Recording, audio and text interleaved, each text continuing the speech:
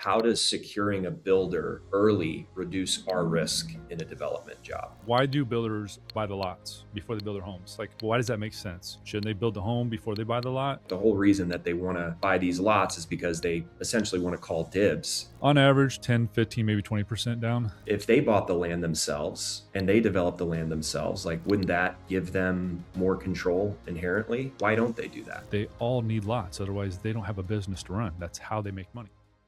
We're building lots of businesses. We've been obviously this country largest transfers of wealth. Baby boomers just coming of age and you buy a business and you have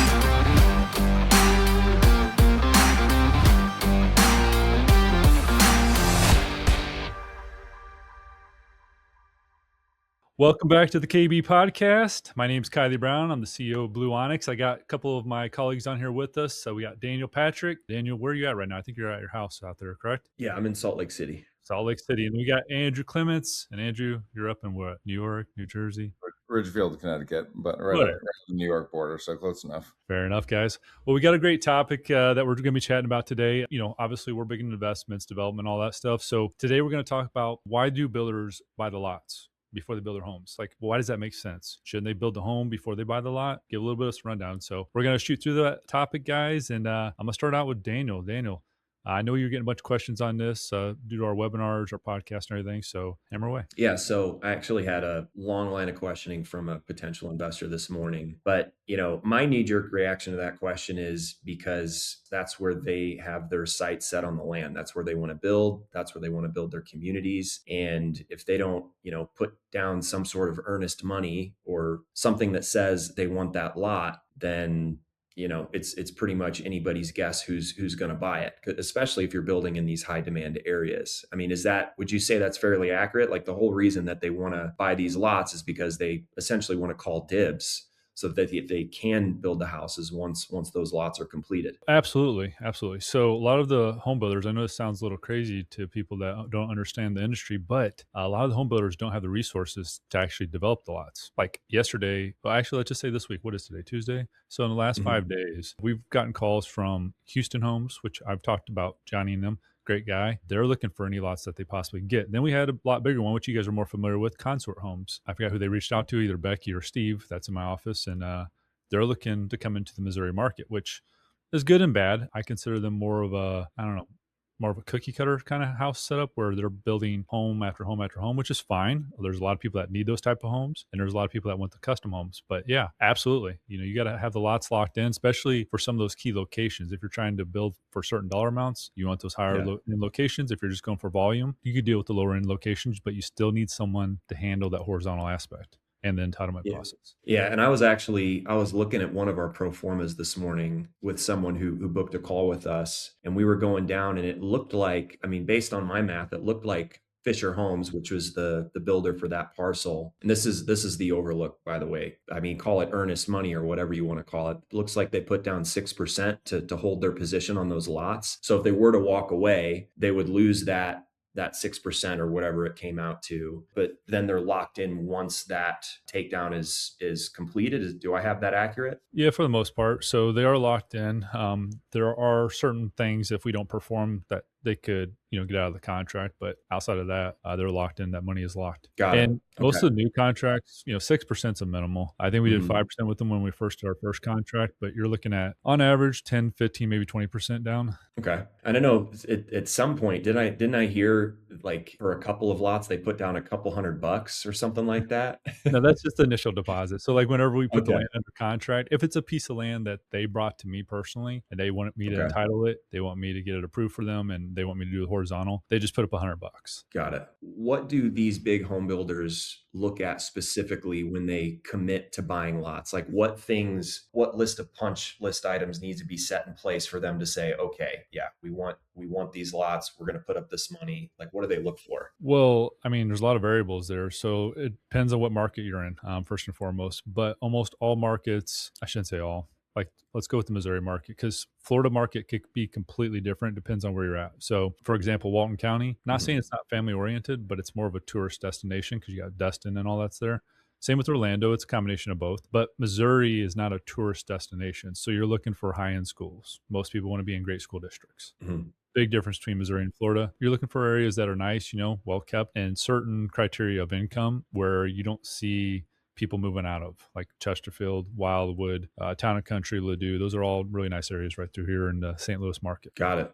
And I mean, with that, like just from a risk standpoint, if a builder is able to lock in their right to ownership of those lots, I mean, that inherently reduces their risk because if they have their sight set on an area that they want to build a community, they can then rely on someone like us to do the work, and then they know that that's going to be ready and waiting for them once we finish the takedown. But on the opposite side of that, I would imagine that helps reduce risk for us as well because we're the ones out here buying the land, we're the ones developing the lots. We're certainly looking in high demand areas, so even if they were to walk away, we could easily turn around and sell it to someone else. But Kylie, what are your honest thoughts when I ask, how does, like, from our side, how does securing a builder early reduce our risk in a development job? Well, I mean, it's pre-sold. So knowing that you have the back end already taken care of versus kind of a hope and prayer, it might minimize the risk. But remember this, it does minimize the risk. We know exactly how much money we're receiving. So let's say it's $10 million coming in. We know we're spending 1.2 on the land. We know we're spending 4 million on the horizontal. You know exactly where your profits are.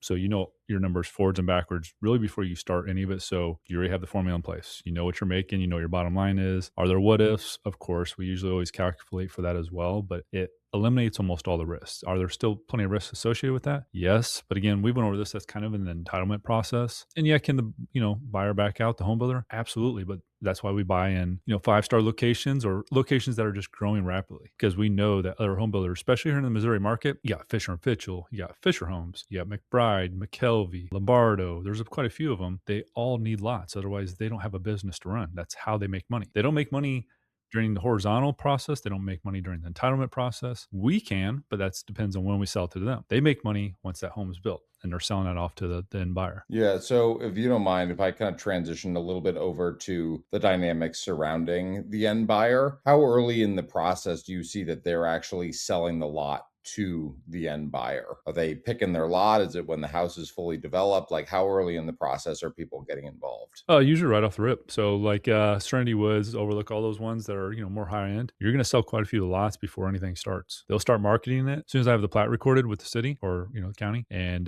they'll start selling lots. So you'll have pre-sold lots. I would assume Chesterfield, to sell 50% of them, probably pre-sell, just because where it's at. And is there like a strategy involved with that? Like, are they working with realtors in the area? Like, how are they getting, direct to market on Yeah, some of it that stuff? depends on the builder. So someone like Fisher, they're out of market. So meaning that they're, headquarters in Ohio and I think Kentucky. So someone like that, they'll bring in realtors. That's what their focus is. Other companies like let's say Lombardo or McKelvey, I would assume both of them, not saying always, but they have in-house salespeople. And that's what you're looking for because you got to get your cost basis down where you're paying a realtor anywhere between 1 to 3% plus a back end realtor, another 2 to 3%. If you have an in-house salesperson, you eliminate that cost and you're paying them a base plus commission, but that drops that overall 5 or 6% commission on a $500,000 home down to, basically just a base wage plus, bonuses. They're still making great money. They love what they do and they sit at probably the show house and it reduces our overhead and our cost. Awesome. Got it.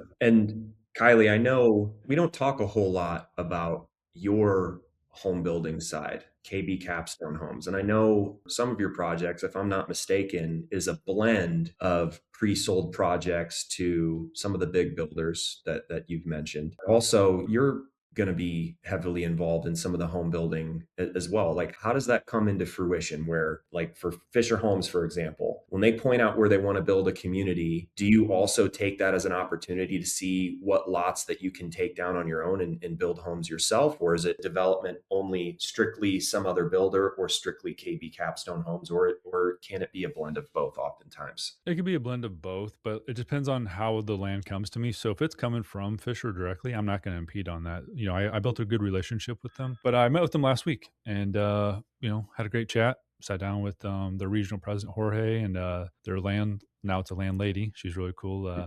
Victoria. But yeah, we sat down, went over all the deals that we're working on here at Blue Onyx and what they're looking to get into as well. Actually, I gave them one piece of land to try to go grab. So if they could go get it, and sometimes you got to play games. I hate saying that, but you got to play games with sellers because they think their land's worth 100,000 per acre, and over in Wentzville, Missouri, it's probably only worth about 60,000 per acre. So you need other people to come in and maybe submit a little bit lower ball offers, which is a horrible game to play because I try to give them what their property is really worth, not what, a pie in the sky is. And not saying they won't ever get that, but they might have to wait another 10, 15, 20 years to get 100,000 Right. per acre. So, but yeah, no, I gave them two pieces of land that would be great for a joint venture. So back to your question on that, like we can't always go in, like let's say the one we are working on over in Lake St. Louis, it's 280 acres almost. It's over 500 homes. We're not going to be able to do that ourselves through, our Right. KB Capstone. I would sell part of it off to possibly Fisher because they have a totally different product. And then I would want to keep in some of the higher guys as well, like McKelvey or Lombardo. I think they build a great quality product, or even Fisher and Fitchell, but they have all different front footage sizes. So lot sizes that they need, and they build different products. So it allows the absorption rate to be increased tremendously where this builder over here is only building villas and townhomes. And then this builder over here is building single family homes, but they're different sizes single family homes. This is a 3-bedroom with a 2-car garage. This is a 4-bedroom with a 3-car garage. So it helps the absorption rate tremendously. You're kind I of see. catering to everybody in that market. Got it. So in short, if they're the ones bringing you the deal, you can't impede on that, or you don't want to impede on that. But if you're the one that has bird dogged the location, that gives you a little bit more wiggle room as far as what you can take down yourself. Well, yeah, if we bring it in ourselves, which we're bringing in the vast majority now ourselves, it was the opposite way, probably a year Mhm. ago, but we've hired on some of the best people in the industry. So we're bringing on the vast majority of the projects ourselves. With that being Okay. said, they're key locations. So every home builder still wants them because, again, Right. without lots, they don't have homes they can build. Without homes they can build, they don't have a Yeah. business. So No, that's interesting because I still had it in my head that we were being spoon fed all of our deals, and that's kind of shifted. But what's the reason for that, Kylie? I mean, is there more action for you if you're the one bringing the deals to people like Fisher and these other local builders? well, we're looking to first off be a national builder ourselves. That's kind of venturing off of what we're talking about a little bit, but we're looking to be a national builder as well. With that being said, obviously Fisher, McKelvey, Lombardo, all those big guys, they need lots. So us just catering to whenever someone brings us land, that limits our supply. That limits our inventory. So if you're a company like, and I love this builder because they built my personal house, but Fisher and Fitchell, different than Fisher, they don't have their own supply of land. So they rely on third party companies like Barrett Construction or Cold Grading to develop the lots where we do that part. So we already have that in house. So we control our inventory. If you don't control your inventory, I'm not going to say you're, fish out of water flopping around, but you don't control how much income you have. You don't control anything throughout the process. And it's hard to know what your income is going to be year to year. So I think that's super important. Yeah, absolutely. I mean, especially if you're trying to wake more people up to who you are as a brand, it doesn't really help your cause if you're just riding the coattails of other big builders. Well, then we can sell to every builder out there. We don't have to just sell to, one specified builder. If we're going out and find the land, we can sell it to all of them and then Got it. sell it to ourselves as well. And so that also inherently lowers our risk because if we control the inventory, we also have a lot more freedom as far as like who we can sell that to. Well, Because if think about it's this too. Not only who you sell it to, but like think about like where you're fixed at a certain price. Let's say 250,000 per lot. You can put it Mhm. out there on the open market, which I don't go shop at everybody. You pick out 2, maybe 3 builders because you don't want to burn bridges. You want to have great relationships and say, hey, listen, this is what we're asking for. Not 250, but we're asking 315, and you get that extra $65,000 premium because it's easily worth that. Let's say the Overlook, you probably sell that one for quite a bit more instead of being stuck at that 250 where you're just locked in one contract. And both have their benefits. Pre-selling, we do still quite a bit, Daniel, but having that our option where we can pre-sell them and or put it out on the open market allows us for a lot more opportunity and more upside for our investors, more upside for us, donate to charities. And speaking of control, I feel compelled to ask if bringing the deals to the table ourselves helps us have more control, lowers our risk. I would imagine that if a big builder, we'll take a local example, Fisher and Fitchell rather. I mean, why couldn't they if they bought the land themselves and they developed the land themselves, like wouldn't that give them more control inherently? Why don't they do that? Many reasons. So there's a lot of, I'm not going to say risk associated with it, but you have to go through the entitlement process. And in the entitlement process, you find out all the issues with the land, whether it's something, related to geo work or, borings, whatever it is, boundaries are off, people impeding on your land, whatever it is. There's a million different issues you run into. So that's where you win or lose usually, and you know if the land's worth anything. But on the horizontal construction side, there's still a lot of risks. Back in, you guys remember 08, 09, 2010? Yeah. Banks, the reason why they only finance usually 60%, 65% is because land is so much harder to sell than a house. Like, just it's not comparable. So when we Right. take those risks, yes, we're taking a risk, but it's a calculated risk, and that allows us to control their inventory. They could do it, but here's the thing: most home builders, guess what? They know nothing about. Entitlements. Well, whether it's entitlements or horizontal construction, it's just a different world. They know nothing Yeah. about it.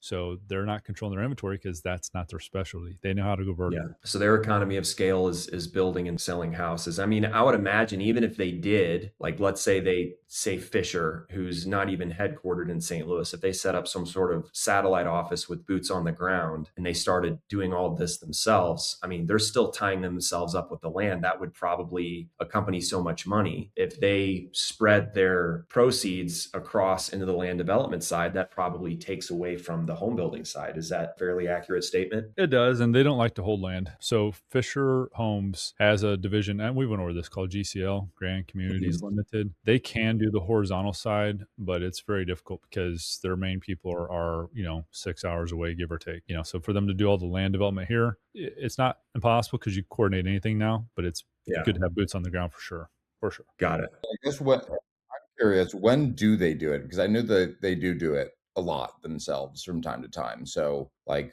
are there certain metrics or geographical locations that basically fit their needs within, those certain projects? And I guess to me at the top level, like, why is it better and easier for them to go down this direction if they can by having a partner outsource Why it? do they do it? Sometimes because they could get it approved easily enough without too much pushback. But if I'm friends with most of the people over there at some of the big home building companies, especially Fisher. They have such an issue getting it approved. Like, you got to remember this. So, like, think about having someone over in Ohio or Florida trying to approve a subdivision over in Missouri, and why are we paying $400,000 per lot? They have not the slightest clue. Like, you email me that, I'm like, why would I pay $400,000 per lot? That makes no sense. But then you come find out, and like Daniel will know because he's from Missouri. I live here in Missouri. But why would you buy something over in town and country, a lot for $400,000? Because that house is going to probably sell for $1.5 to $2.5 million, and it's going to sell quick because those people have a lot of money. But those lots over there, even with them developing it, cost $400,000. But also, you remember, their office staff, when they put in a deal into the works, their overhead is calculated into their horizontal side. We don't have to do that because we could calculate ours into the vertical. We're a lot leaner and meaner. They have, I think, 800 employees. You go look it up online, but I think they have 800 employees, and they have to calculate that cost in associated with entitlements and horizontal construction. What signals the moment when we're ready to close? Because I know we don't close on the land until we have entitlements complete, or we know for sure that it's going to get approved per the drawings. Like, what does the official go ahead look like before we decide to close? Is it some sort of formal approval from the city? I mean, what signals that? When you're ready to record the plats, that's the best one, because then you're ready to sell either to yourself. And, let's say we're selling from Blue Onyx to KB Capstone, or we're selling from Blue Onyx to Fisher Homes or any of those other guys, you need to record the plat. So if you're in a position to do that, you're ready to sell lots. So what does that mean? Record the plat? Sorry to interrupt, but I'm sure that's a term that not a lot of people are familiar with. Like, record the plat. What does that even mean? Yeah. And real quick, maybe I'm mistaken what you're saying. And I'll come back to that recording plat, but are you talking about closing on the land or closing on with the home builder?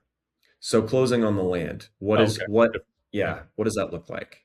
So closing on the land, you got to make sure you have all your entitlements in place. That means that you've got all your improvement plans approved. So that means that, that your engineer, so like George Stock, for example, submitted all of our improvement plans to Chesterfield. Everything's approved. All of our, plat, all that's already approved. My site development plans are approved. Our landscaping plans are approved. Everything is approved from front to back. Got it. So at that point, you're ready to close. You're ready to start selling lots if you need to, pre-horizontal. I've talked to you about that before.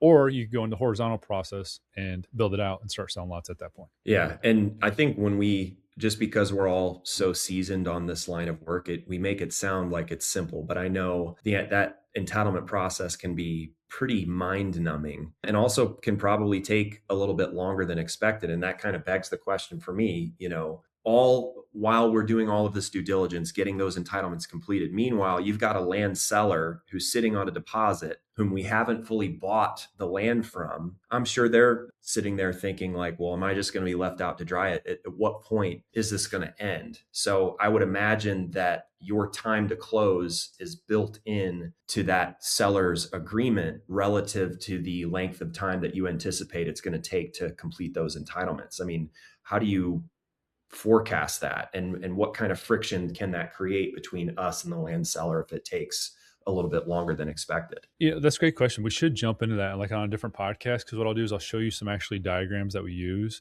So Okay, it shows, obviously it's based on how many acres there are and how many houses we're building, but it shows a cool. diagram. So it lays out, okay, here's 60 days for land clearing, here's 90 days for grading, which those could coincide with each other. And so can a lot of the horizontal, which basically you're putting in all the pipes, water, electric, sewer, stormwater, all that stuff. That can coincide with the grading as well. But there's a timeline that shows that. And then it shows, let's say we start March, I think on, I want to say it's Old Willow. It's the one over in Lake St. Louis. By August, we'll be in the ground vertically for building homes. It's only 14 homes, but they're going to be nice, 900,000 to $1 million homes over there. But it shows a layout exactly how that works. And obviously, you guys got to remember, this is Missouri, so it's weather depicted. It was snowing yesterday. It's cold today, and by tomorrow, it's supposed to be 75. So Wow. it was That's -2 crazy. yesterday. I was like, what happened? It was just 80 like 2 days ago. Jeez, that's I got, insane. I got one last question to kind of wrap on to try and tie all of this up into a bow. But Yeah, what you got? outside of the metrics and the numbers, which obviously like a massive portion and piece of this, what makes you feel really good about a deal? Like, what makes me feel really good about a deal? Well, good question. So, depends. So I used to say, how much money you're gonna make off of it, which obviously that's super important. But anymore, I love the aspect, and I've went over this before, but knowing that you're building an awesome community that people are gonna be like, oh wow, that community is really beautiful. I love that community. Like that's really pretty. I know that might not mean much to a lot of people, but we went over this before on what's the difference between a house and a home. A house is just somewhere where you live. A home is somewhere where you build memories for life. So if you build a subdivision that has, people's homes there where they live and they want to stay for 10, 15, 20 years, which I know the average is only 10, but they want to stay there forever because it's just beautiful. That makes me more happy, honestly, more than anything, because you're building something that people cherish versus, and I'm not going to put any names out there, but there's home builders out there that just build volume and they're just turn and burn, turn and burn. That's all they care about. They have to buy as many lots or land as possible so they could go to the next group. And they're making small margins, not 20, not 30%. They're usually sub double digits, so 9%, 8%, sometimes 0% just to flip the homes. It's just crazy to me. So, yep, no, great question. But yeah, Dan, you got any last words you want to throw out? I'm good. I've got plenty of material for our next podcast, though, I think. Awesome, guys. Well, appreciate everyone for joining us. Again, we look forward to seeing you guys next week. God bless, and we will chat with you guys soon. All right. See you, gentlemen.